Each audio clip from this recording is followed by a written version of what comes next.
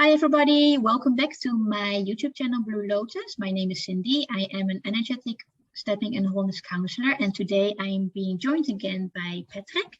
And Patrick Moulin, you have most likely already seen. Patrick and I have been doing several videos talking about sacred crystal sound. And Patrick is the trainer and inventor of sacred crystal sound. And today we're going to talk about another treatment. It's called sacred crystal sounds for ancestors. And personally, I'm like super excited what we're going to discuss today. I've not been involved yet with this module, but I'm planning to do this most likely next year in 2022. And we're going to go through some questions as well and talk more about this in depth. So thank you very much, Patrick, for being here again on my channel. Welcome. Always a pleasure. Thank you. So can you, Patrick, can you describe a little bit how this module actually came up? Yes. Usually they come up when somebody asks the question in the right moment. And normally I didn't think of this. And then somebody says, but what about? And if it's the right moment, then the information streams in. I see how the method should be performed for this purpose. So I don't see these things in advance, but when it's the right moment, it comes in. For those who don't quite understand what I just said, perhaps you can check the website sacredcrystalsound.net. There's a bit more information. You could describe it as forms of cognition or Akashic reading, where I pick up on this information and then bring this out. But usually it is in the mechanism, it's usually through a question. And so one of the practitioners asked me exactly about this. And then the method started to stream in, and I just had to record it. And then that method is essentially an extension for the sacred crystal sound practitioners. It's an extension, a slight variation to what they have learned. So then those who want to learn this method, it's essentially just a module where they can get the instruction, what changes, what is added, and then a review session. So it's essentially done in 2 sessions. In short. So this happened in the course of, I believe, in the summer that somebody asked this, and then maybe a couple of months later I was offering the first course, and so several jumped on it and took that module, and they had great experiences with it. They are really happy with it. And but we can get into that also in a moment. Mm-hmm. So for like in several cultures, like the Native American culture and the Asian culture, ancestors are super important. Yes. Like the knowledge and the respect. So what is it that you can share for humanity or people in general, why it is so important for ancestors? Yes. We are going through an important time shift right now, and it is good to clear some or harmonize. Clearing is not the right word, but let's say harmonize ancestral energies in your own energy field. Energy field, we call it energy field, but you can also say your biofield that holds information.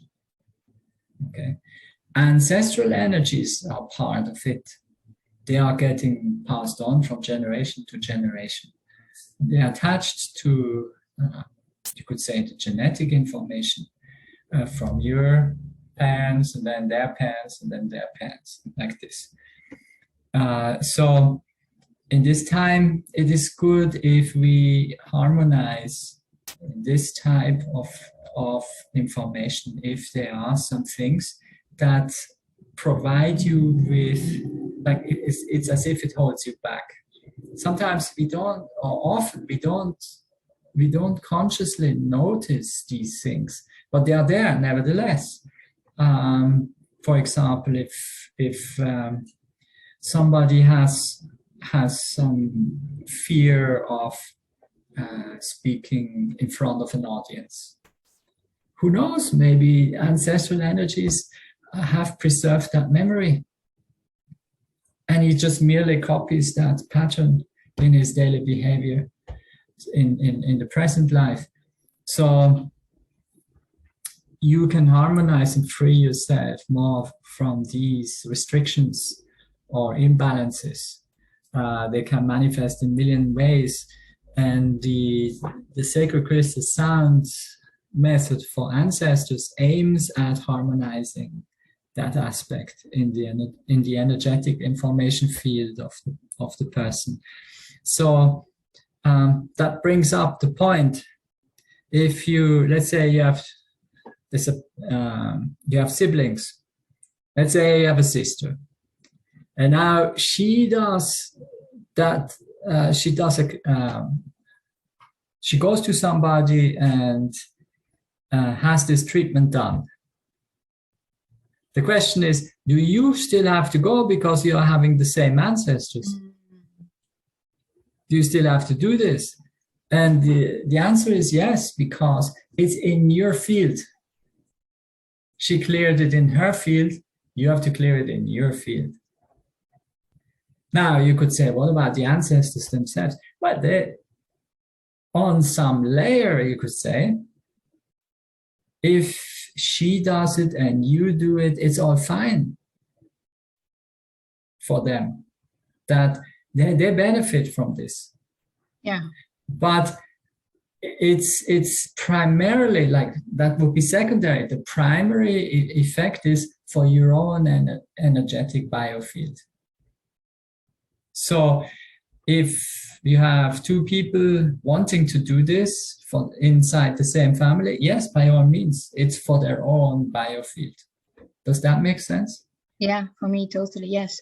And it actually reminds me of something that has been going on, I think, on the internet as well, that they said, if you are going to treat or transform something within yourself, it influences like 7 generations ahead of you and 7 generations prior to you. Do you see it in the same way, or is it something completely different? Now, this is not, it depends on the method, number one, of course. What this is, who claims that. And then, of course, 7 is a number. You could say 5, could 6. What about 9 generations? What about 100? It's one could go into this and debate it, but I say this, the effect goes infinitely backwards and forward if the effect is being created on the timelessness of the field. Then it expresses itself on all past and future. However, not all methods go there naturally. So some are maybe closer, some are further away. That depends. We say this with this method, the method aims at going all the way back. It's not for the future, it's for all the way back. Now, indirectly, you could then argue, well, if this is cleared, it will affect the future. You could say that too, yeah, okay. But in this way, we are not restricting this to exactly 7. Now, the number 7 has been taken often also for that purpose, that after 7 generations, like the 8s, the 9s, etc., it becomes hardly detectable. That is an argument that one says, okay, the first 7 generations are bad. If you take a generation taking 20 years, so that would be 140 years, 7 generations. So after that, 140, 50 years, it becomes hardly detectable what is still in one's own field. But in principle, the effect goes all the way. Okay, that makes sense. Thank you for giving your view on this. So regarding the method itself, so when a practitioner has a client who would like to receive this method, and looking from the practitioner side, will this treatment done in person or on distance, or is it something that can be done both ways? It's both. Okay. It's both. The practitioners who took the lesson, who took the course, they had both clients afterwards. Some were with them, some that did it remotely. Both work. It's independent. However, in this method, some extra stones are used. On one hand, for the practitioners, they have a bunch of extra stones to be utilized, amethysts and clear quartzes additionally. And but there is one additional other stone, a yellow citrine, that is being used and is then after the performance, after the method was executed, is given to the person who has asked for that method to be conducted. So how do we call that person? Participant, let's say, whether they are in the same room or not. They will give that person the stone. Now this stone has to be buried, and there are specific instructions where to bury it and how to bury that stone. This is part of, you could say, a letting go. You let go of something. It's actually beautiful. There's some letting go happening, and people have said they feel lighter after. There's definitely something happening. They feel lighter. Something shifted there. Now, obviously, this always depends on the person who lets go. If the person is not really letting go, there's an effect, but he still holds on. So there's an active part there from the participant side, but an effect is being created through this method, nevertheless. So they feel lighter, nevertheless. But how much lighter, we don't know. Yes, depends on the person. Yes. Yeah. Is this treatment, this module, cannot be done in obviously like a one-to-one setting, but can it also be done for a group, that there are multiple people being treated at the same time? And at this stage, no, it's very personal. It's their lineage. Okay. And specifically something happens there in the treatment for them, that lineage, that they, like their ancestors. Now, if let's say had a group, the bunch of lineages that these people represent, this at this stage cannot be treated uniformly with just like one method fits all, you could say. It's at this stage still one-on-one. Okay. There may be such a method to take into consideration a group, but it's not shown to me at this stage. Yeah. Okay. So seeing then from the client or the participant side, is there anything in advance that they are required to do before taking the treatment? You know, each time I get this question, I always have to think, what do they need to do? So yeah, I always have to rewind. Here's the thing, when, let's say they come in person and they're in the same room. They just sit there in the back with an open heart. And they have a loving attitude towards their own ancestors, no matter their experiences with them. Let's say that they were grandparents, there was an uncle, and then they go further back, maybe they don't even know them anymore. It's this attitude of,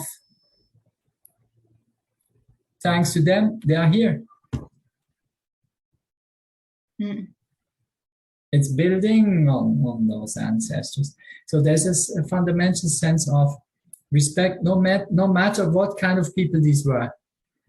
We don't judge this. Maybe they were messing up in the past, some of them. Some of them were good, some of them were bad, some of them were funny, some of them were sad. Whatever it is, independent of the individual characters, we have an open heart to offer this treatment. It's important because it's part of the process of letting go. Mm. It's a subconscious priming, you could say, of letting go.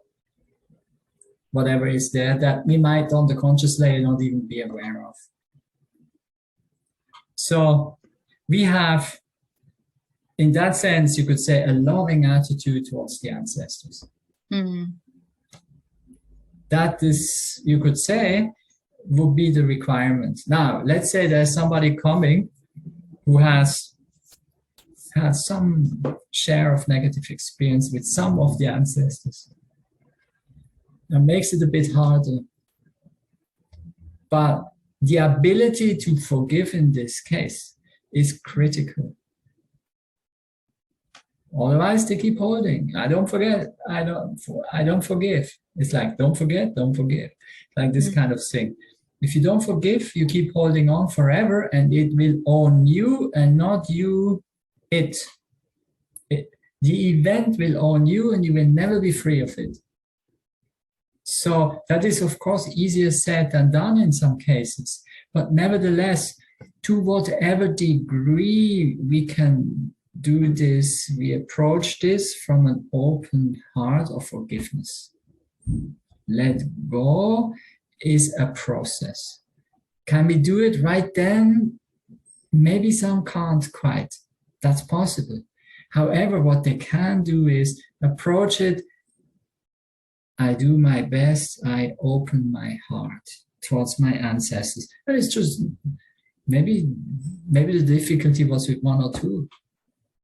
But you have tons of ancestors. Yeah. So it means offer this. This is a treatment to offer it with open heart, like this, in a loving attitude. And if there are some dark spots between, never mind. See the whole picture like this. That will help one or the other person who would come for such a treatment and had made a few negative experiences to help them still to keep the heart open. So that is a requirement.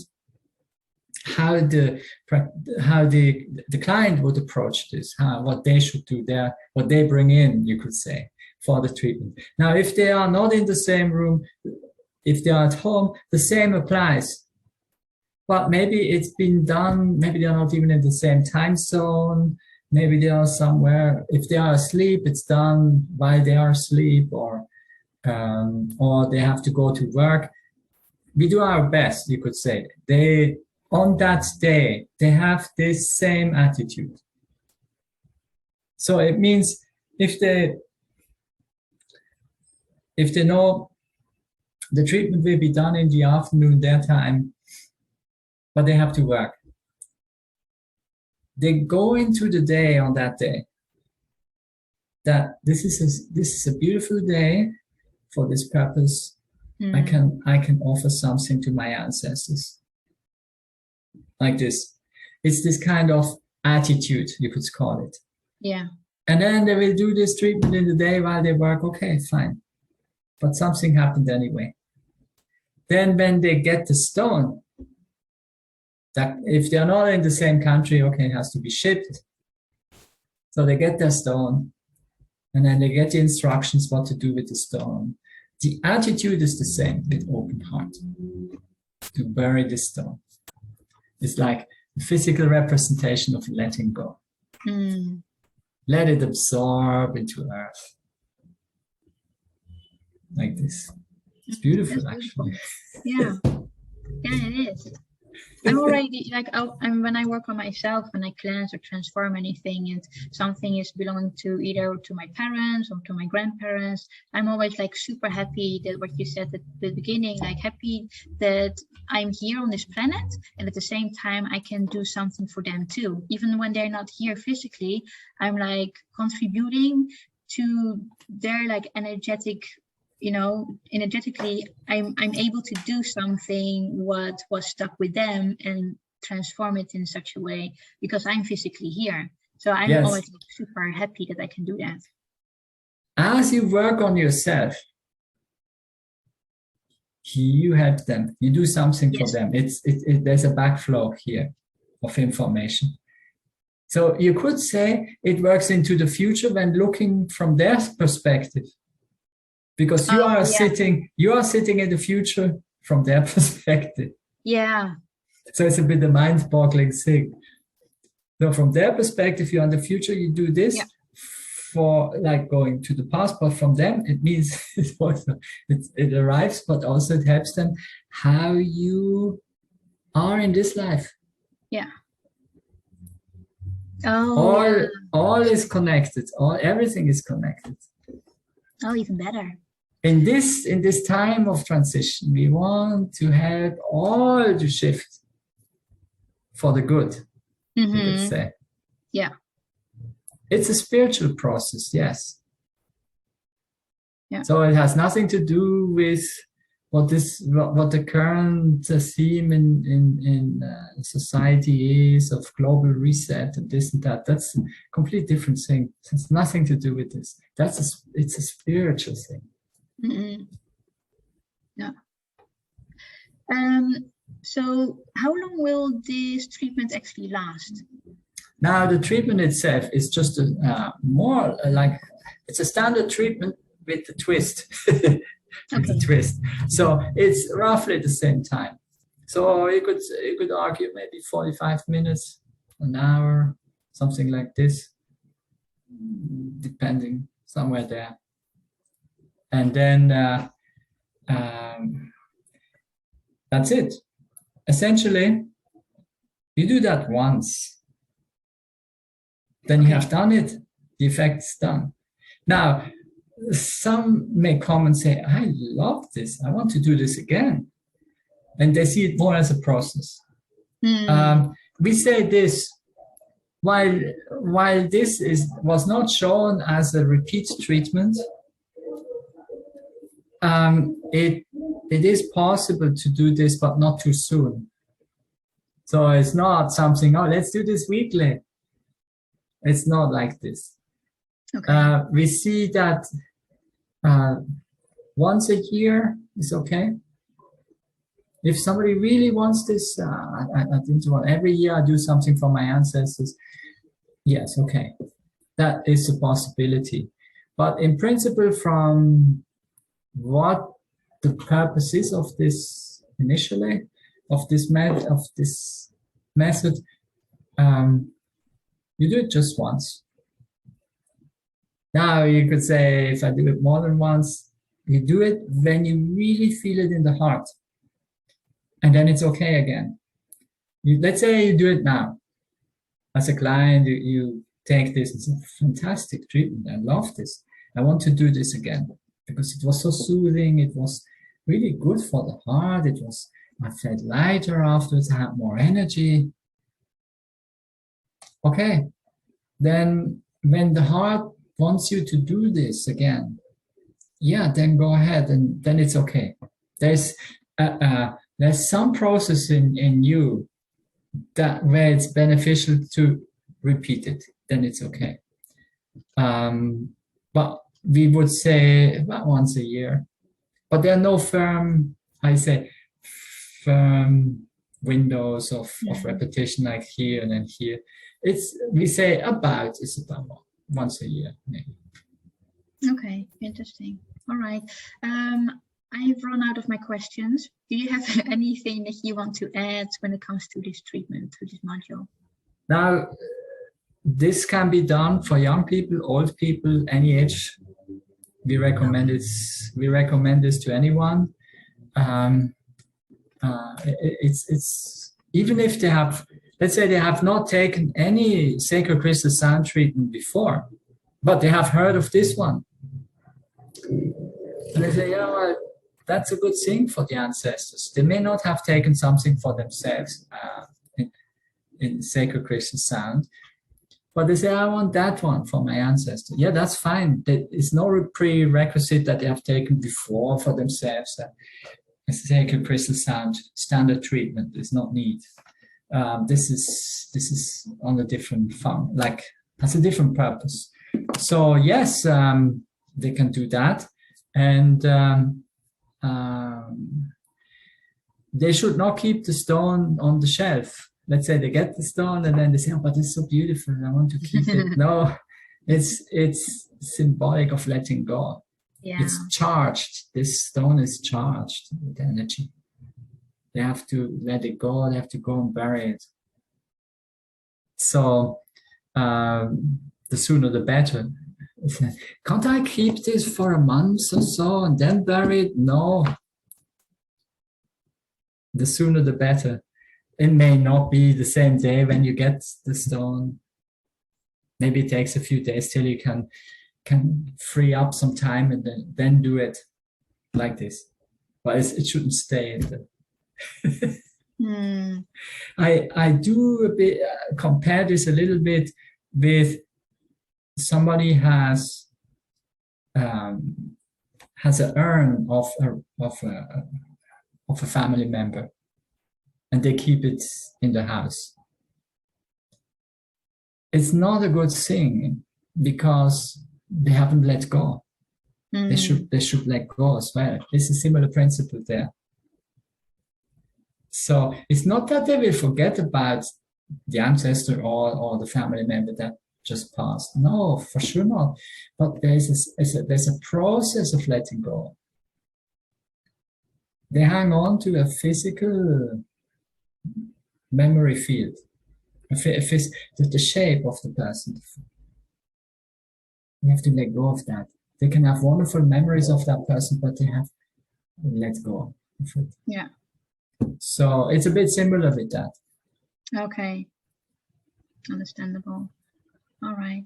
Do you have anything that you can share from the participant side about their experiences or from the client side? Yes. Well, first of all, the practitioners, when they do this, they tell me it feels really different than when they do this when they do a standard method. The standard method for a person in the same room or remote is one thing. But if they work on ancestors, there's something else involved. And they feel very happy, and they say that it does something also to them.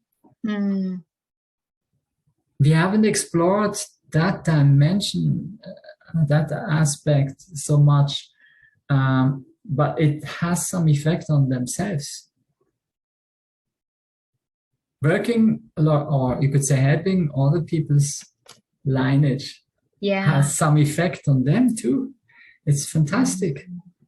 So they have observed this and they feel very excited about this. And then on the other hand, they mentioned that the reactions, the initial reactions they got is varied. Some people fall asleep. They get so relaxed, and they may not be in the same room. They may be resting somewhere. They are just gone. Something happened there, but they don't notice anything else. But they felt good after. That is one possible reaction that can take place. The other is they clearly feel something is done in their field, but they can't pinpoint it exactly where or what. But they feel something is happening, and they feel lighter afterwards. They feel also, some have expressed, they may have a certain sense of more balance, inner balance. It's about inner balance. Something got harmonized, yes, that helps the inner balance. So This is the immediate reaction that came from these participants. Now, long term, we don't know yet because this is a new method. I would think that they get used to the new state, that they feel lighter and then it becomes normal and then like this.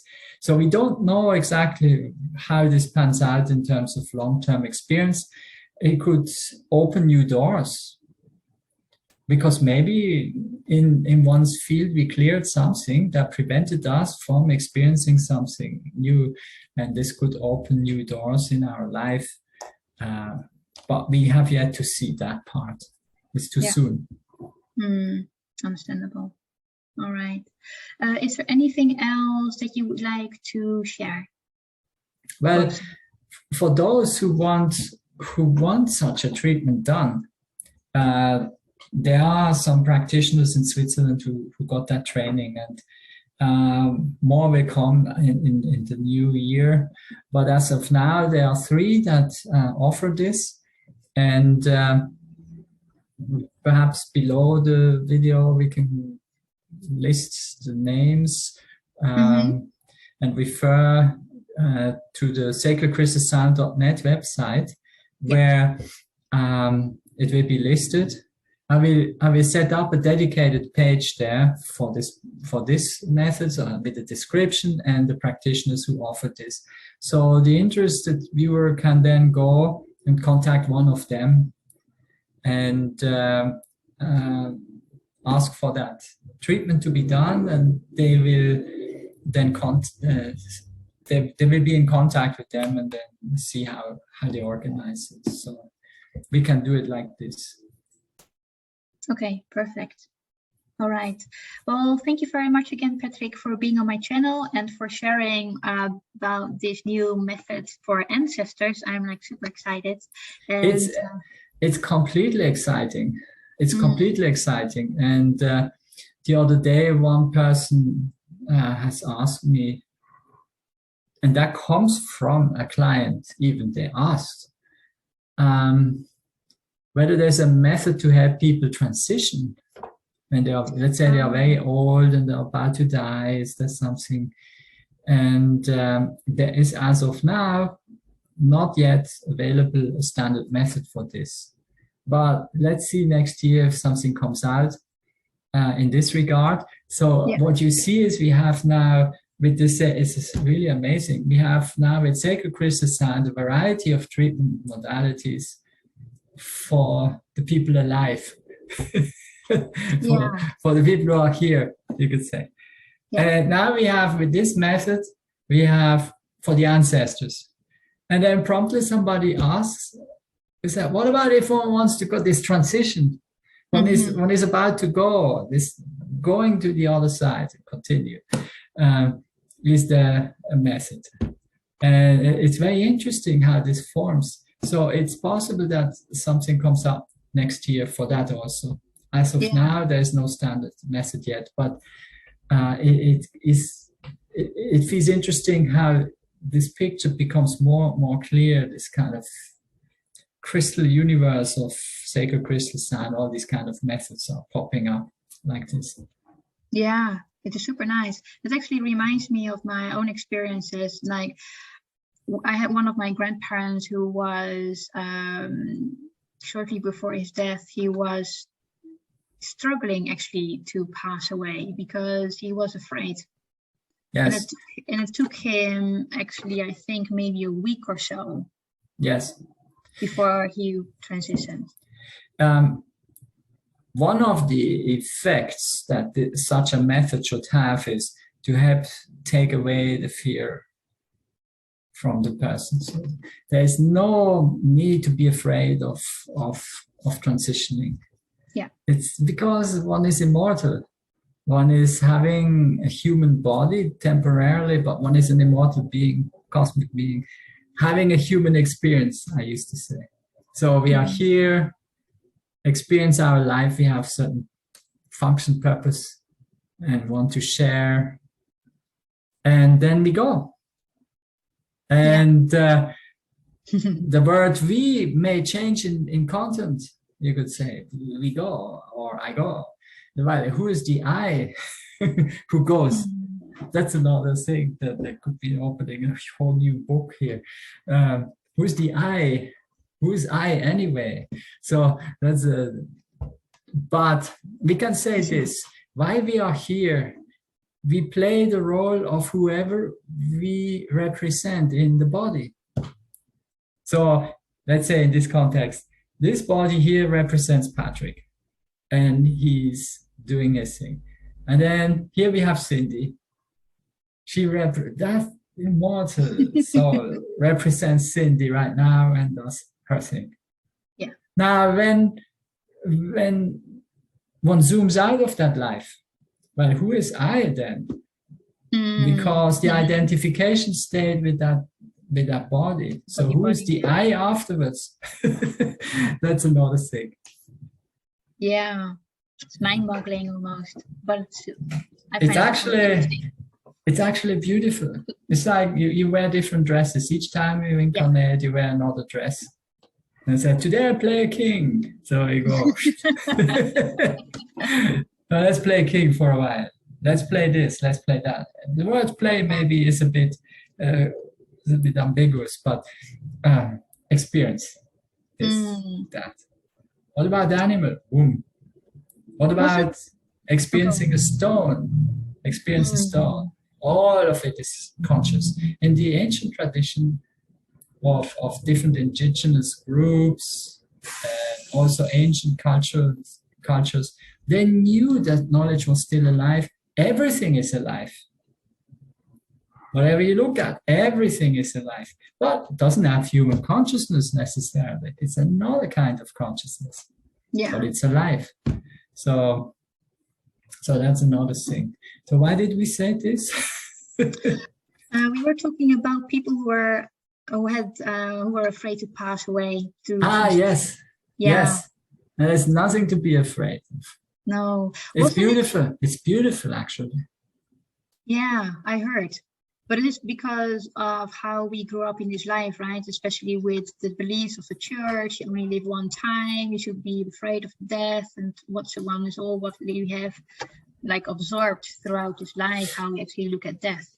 Yes, there's a lot of taboos around that. Not to talk about that aspect, because the focus is on the material existence. And that's the current worldview, the current, you could say, pattern that current society adheres to. Everything is materially derived, you could say. It's the physicalist perspective.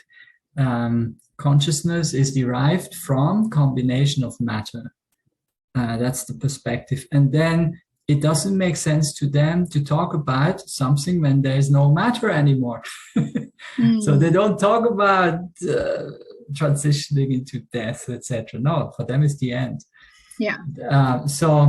But in the older times, it was not like this. It was the opposite. Yeah. So you could say mind or consciousness over matter, meaning matter is derived from consciousness, from projection. Okay.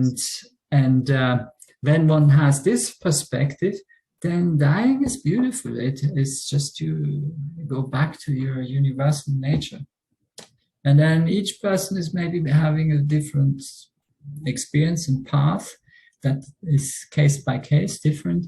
But the dying process, it's not the end. It's just not. And it could be documented here, but that's going beyond this video. But there are there's enough information to document that. It's not ending there. So talking of how to learn to die is what was omitted in these times.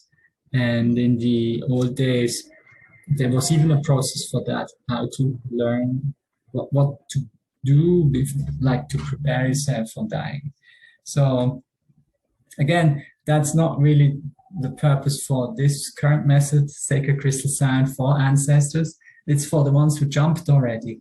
Or you could say for the information you still hold in your field from the ancestors, is to harmonize this. Yeah. But it's an interesting topic. It's definitely fascinating. And but let's see what comes next year. And if that is available, then then we announce it. It's great. Yeah. I don't want to say, wasn't it Shakespeare who said we are our own play? What did he say? Something with... he said many things. That is true. But didn't he say anything specific about being an actor in the play that we are in? Something like this. It's like, wasn't it Shakespeare? Yeah, maybe he did. The only thing that comes to my mind is there's something rotten in the state of Denmark. And I don't. That's another thing. That's Macbeth. No, not Macbeth. It's not Macbeth. That's what's it called? Hamlet. Oh, I don't know. That's because before my time. Oh, yeah, way before. And yeah. Anyway, it will be an interesting time. These topics will come up more and more. One has to address it. One has to address it. Yeah. Oh, that is actually a very nice perspective. Yeah. It's necessary because there's so much fear of death, and it's being pushed in this currently to be more afraid. And so definitely there's some need to clarify this further. Yeah. Yeah, I see that like in the culture, like the European culture and the Asian culture, at least in my life. I think I've mentioned this as well in another video. But when somebody passed away, like on my European side of the family it is all very sad, and everyone's crying, and just like a grieving moment. And then when it happens on the Asian side of my family, it is like a party. And you celebrate because you celebrate this person was here, and you could share memories and moments together. And then you say, well, thank you very much for being here. And off you go into your next life. And like, especially with my mom's goodbye party, so to say, there was a priest who built a very nice house. And house that she can live in her afterlife, so to say. So she had a maid, and she had a dog, and a car, and a bicycle, all those like little things, like a little story. And then at the end we burned it.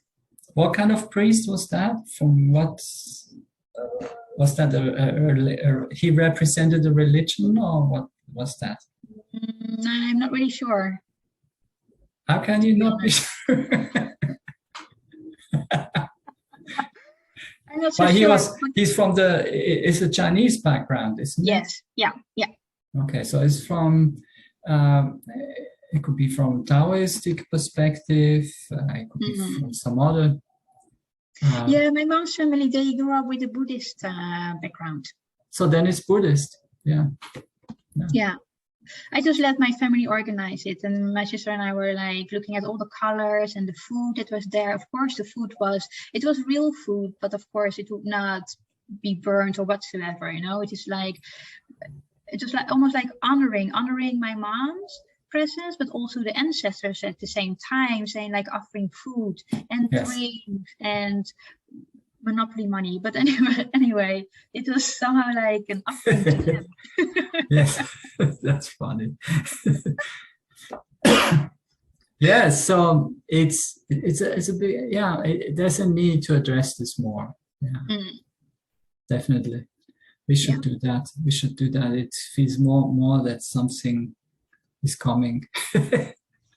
And different cultures solve or address this differently, about the passing and what to do then and how to feel, etc. Different cultures view this in a different way. Yeah. Very good. But for the ancestors, this is it's a wonderful little method here that we haven't. Yeah, I would recommend everybody should do this for harmonizing their own field. Yeah, and once per year is not that you know, it's like almost like nothing. It is very easy to do. Yes, definitely. Yeah. Well, thank you so much, Patrick. I will put the names of the practitioners underneath the video, but also the website that we're all on. And then when there's time for another video, most likely in the new year, then we meet again. Excellent. Yes.